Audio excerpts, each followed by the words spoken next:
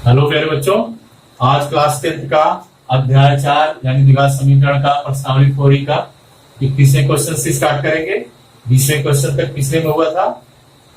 21वां question है समीकरण x square minus 6x plus 9 equal to 0 के मूलों की प्रकृति ज्ञात कीजिए। यानी मूलों के लक्षण के जो 4 लक्षण बताए थे उसी को प्रकृति कहें या लक्षण कहें वह ज्ञात करना है। कि b स्क्वायर माइनस 4ac की वैल्यू ग्रेटर देन 0 होगी, लेस देन 0 होगी, इक्वल 0 होगी, क्या होगी वह फाइंड करना है। देखते हैं इसको।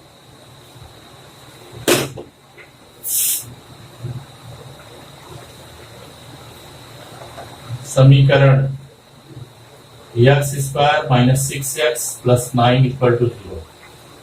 पहले क्या करेंगे, व्यापक समीकरण से एबीसी का मान निकालेंगे। ax square plus B X plus C equal 0 से तुलना करने पर a इक्वल टू क्या हो जाएगा 1, b equal to -6, c equal to 9। अब b स्क्वायर माइनस 4ac निकालेंगे, वह देखेंगे क्या आ रहा है। b square minus 4ac equal to -6 का स्क्वायर -4 इंटू a1 इंटू 9 क्या हो गया 36 माइनस 36 इक्वल टू 0। यानी b स्क्वायर अर्थात b square minus 4ac equal to 0 और b square minus 4ac equal to 0 कब होता है, जब मूल वास्तविक हो और समान हो। अर्थात मूलों की जो मूल दोनों वैल्यू आएगी वह समान होगी, बराबर होगी और वह वास्तविक मान होगा, काल्पनिक नहीं। तो लिखेंगे अर्थात अतः मूल वास्तविक तथा समान होंगे। यह आपका आंसर हुआ, मूल वास्तविक तथा समान होंगे या बराबर होंगे। नोट डाउन कर लीजिए। 22वां क्वेश्चन है आपका, यदि समीकरण 3x square minus 12x plus k equal to 0 के मूल बराबर है तो k का मान ज्ञात कीजिए। अर्थात मूल बराबर है तो b square minus 4ac equal to 0 होगा, उसमें रखेंगे और k का मान ज्ञात करेंगे। यह हो जाएगा समीकरण 3x square minus 12x plus k equal to 0 के मूल बराबर है तो b square minus 4ac equal to 0 होगा। और समीकरण को ax square 3x square minus 12x plus k को ax square plus bx plus c से तुलना करने पर a की वैल्यू 3, b की वैल्यू -12, c की वैल्यू k। यानी b square minus 4ac equal to 0 यदि मूल बराबर है इसमें रखेंगे तो k का मान आ जाएगा b स्क्वायर यानी -12 का square 4 into a 3 into k equal to 0।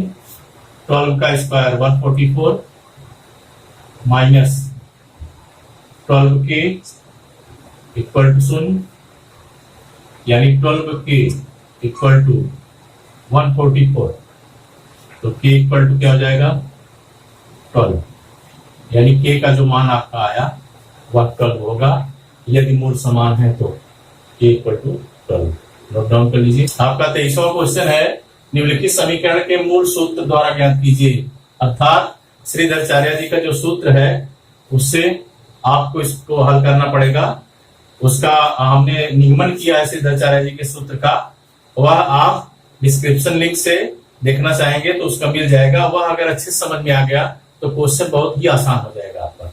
देखेंगे इसको, समीकरण 9x² minus 10x plus 2 equal to 0। द्विघात समीकरण के व्यापक समीकरण से इसकी तुलना करेंगे, अर्थात ax² plus bx plus c equal to 0 से तुलना करने पर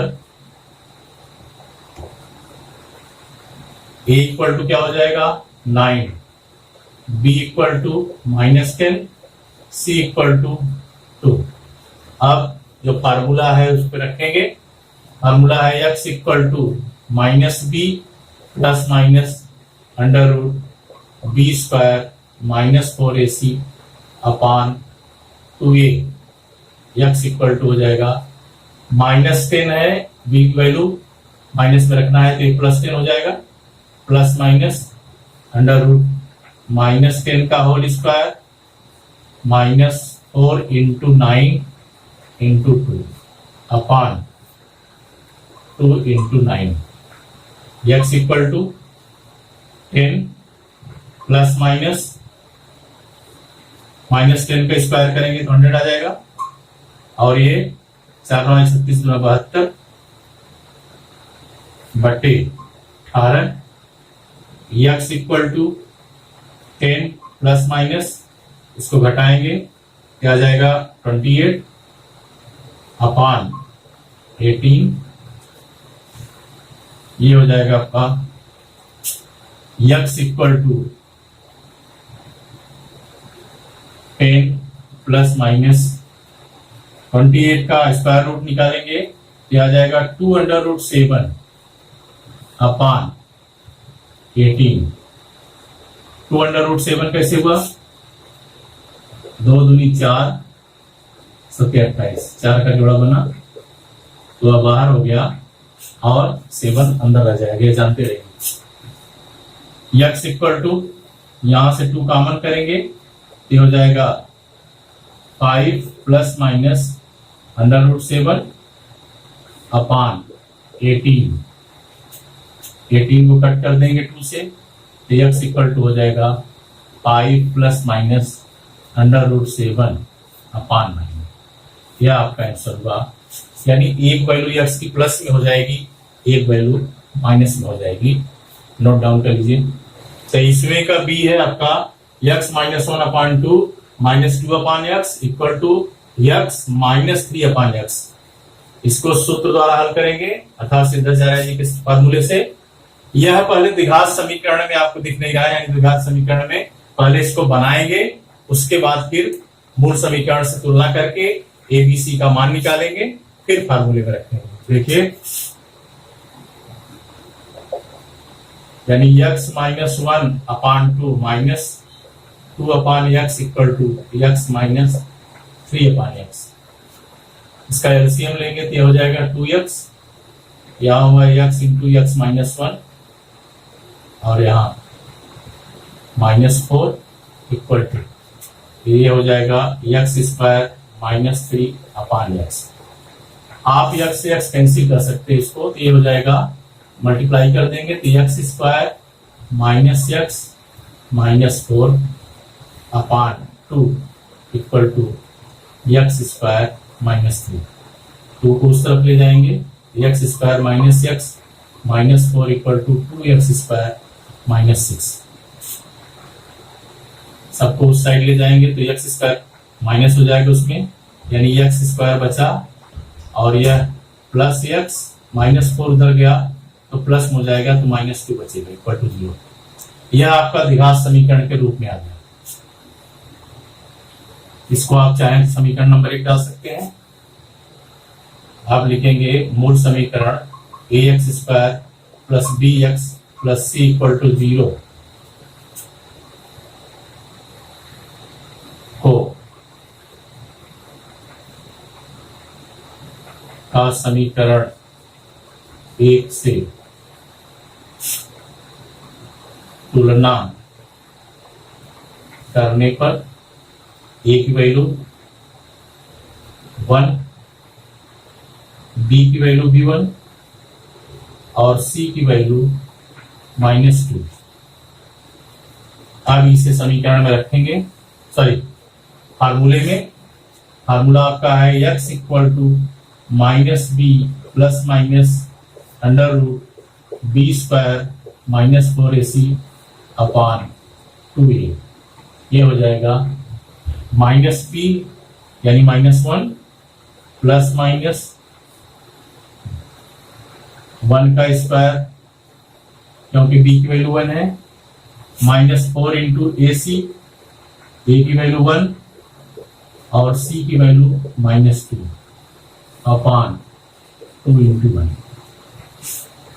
यह हो जाएगा x equal to -1 plus minus, यह 1 हुआ और यह माइनस माइनस पूरा होता है प्लस हो जाएगा, 4 एकम 4, 4 दूनी 8 हो गया, upon 2 x equal to -1 plus minus under root 9 upon 2 x equal to -1 plus minus इसका स्क्वायर रूट निकालेंगे 3 आ जाएगा। यानी x का अगर पॉजिटिव लेते हैं, x की माइनस, एक बार प्लस लेंगे 3, एक बार -3 लेंगे, -1 plus 3 upon 2 equal to 2 upon 2 equal to 1। एक वैल्यू 1 आ गई आपकी। दूसरी अगर निगेटिव लेंगे तो -1 -3 upon 2 equal to -4 upon 2 equal to -2। यानी x की एक वैल्यू 1 और एक -2, यह है आपका आंसर। नोट डाउन कर लीजिए। वीडियो अच्छा लगा तो लाइक कीजिए, सब्सक्राइब कीजिए और लोगों को शेयर करिए, जिससे और लोग जान सके। और वीडियो देखने हैं आपको तो लिंक डिस्क्रिप्शन में जाइए और देख सकते हैं।